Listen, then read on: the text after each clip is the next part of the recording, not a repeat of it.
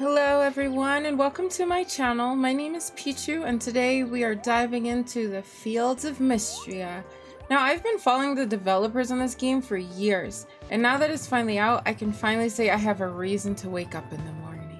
So today I'm just gonna give my first impressions of the game. I played the first 7 days and they were pretty eventful almost every single day. But today we're mostly covering day 1 and 2 just because I want to show you guys all the characters and everything. And it basically took me about 2 days to do that.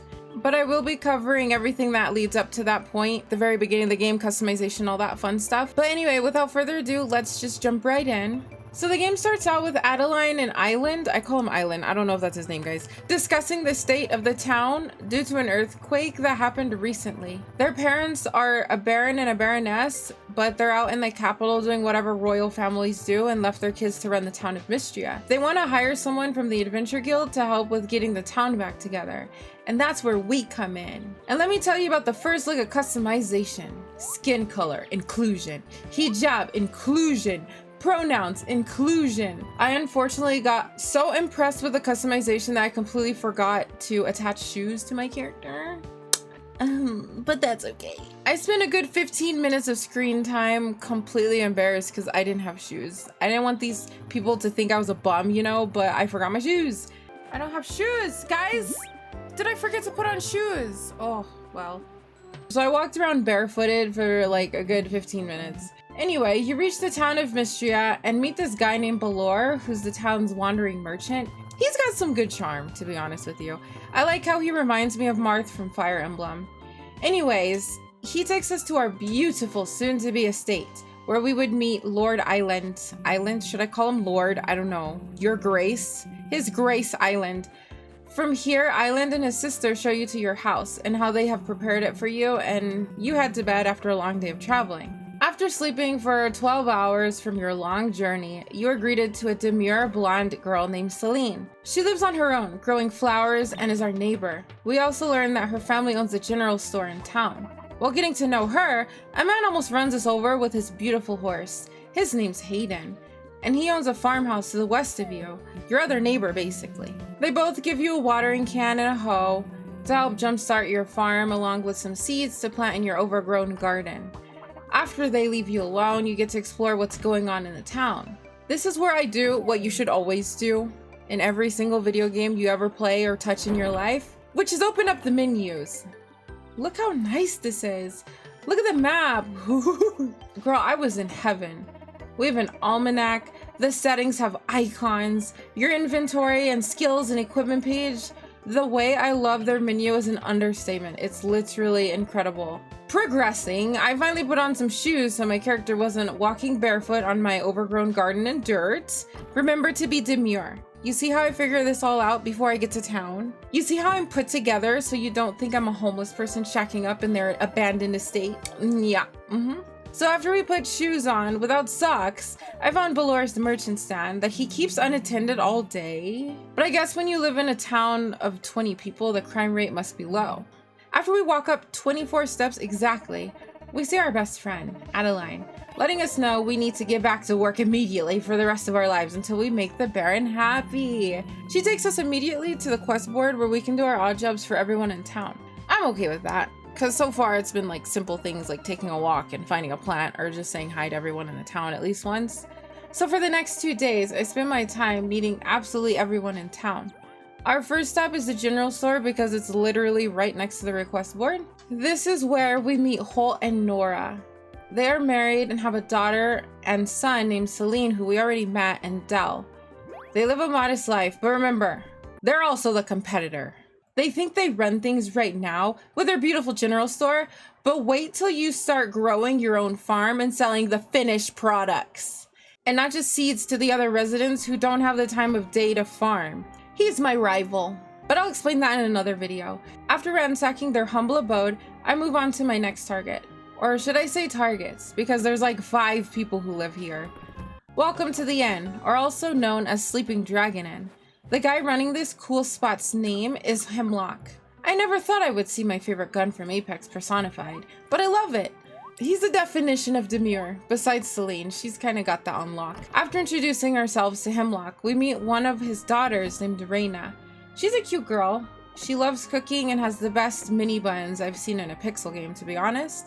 We then sneak into the kitchen to talk to her mom named Josephine and find out not only do they have Raina, but they have 2 other babies named Luke and Maple. Luck? I call him Luke. I hope that's right. Since I realized I didn't have to be anyone's friends to go into the rooms, I went straight upstairs to try to guess their personalities and interests. The first room I'm assuming is Raina's since it has like a cooking stove and a cute tomato tree near the window. It also matches her color scheme. The next room is definitely Maple's. She's got the best room in my opinion, with plushies all over the place, and she looks like a little artist herself. And last but not least is Luke's room. His room is green themed with bugs on the wall, a bug net, and like a magnifying glass on his table. I'm assuming he's going to be our little entomologist of the game. I also took a quick whip around the parents' room and I noticed a musical instrument that we learned Hemlock plays because of the dialogue box that we get when we interact with it. Moving on from the Hemlock household, there are 3 little children playing next to a big tree. This is where we meet Maple, Luke, and Dell. Maple claims to know all about the royal family. Dell lets us know our old abandoned house is haunted, which is lovely. Great, thank you. I needed to know that. I will sleep so great knowing that someone's peeking at me in the woods. And Luke, as expected, is a huge little bug nerd.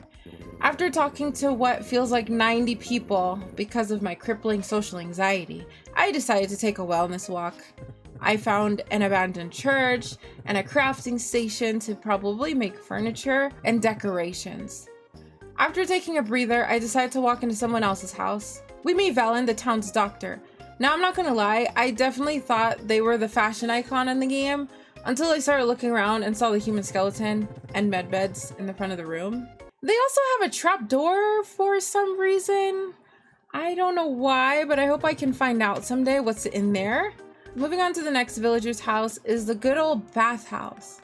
Now, let me tell you why I'm obsessed with this bathhouse. Not only is it witch themed, but who would have thought the best friendship can be found here? Laying on its back, taking a nap. It's dozy.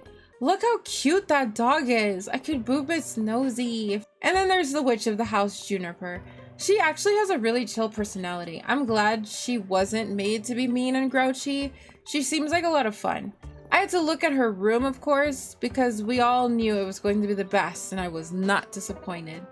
She has the best bed I've seen so far. I love round beds, and the little moon pillow, oh, so nice. Heading into the blacksmith store, we meet 2 pesky plumbers named March and Ulrich. Ulrich is the cheery social buff brother, while his little brother is a lot more cold and standoffish.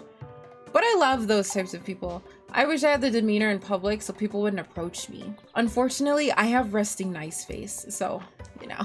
Pair that with social anxiety, it's the greatest.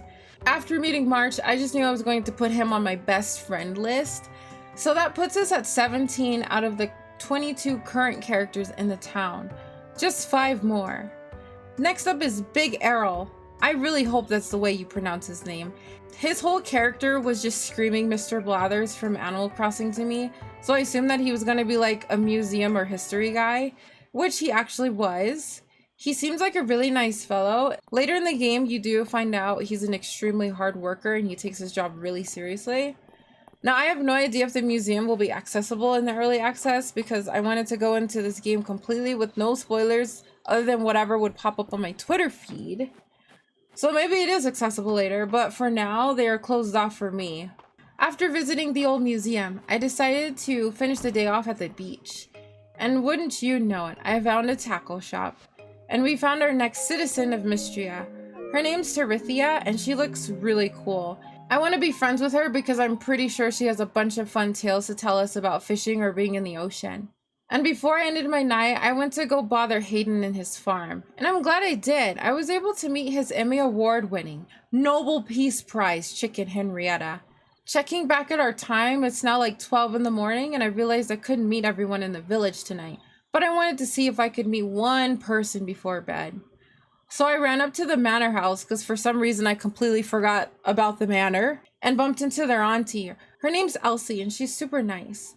She's into gossip, but she doesn't tell too much. Just enough so you know what's going on in the town. After I introduce myself to Elsie, I book it home.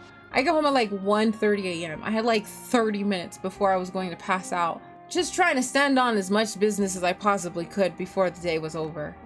The next day, I wanted to really finish this quest of meeting everyone, so I took it upon myself to find everyone as soon as possible so I can actually start doing things in the village.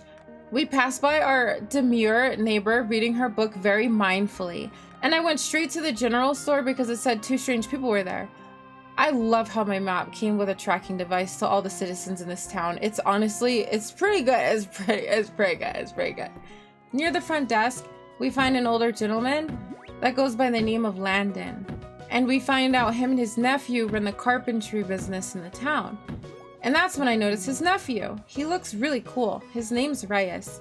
Reyes lets us know that we can use the crafting station near the town square whenever we want. And with that, we have officially met everyone in town. Unless there are secret NPCs, I haven't seen any yet. It's like, guys, I've been like a weekend. I'm not that far. Who's your favorite villager so far? Leave a comment down below. Mine is definitely March, Balor, Juniper, and Dozy. Anyway, thanks for coming. If you haven't already, please like, comment, and subscribe. And I'll see you guys in the next video. Bye-bye!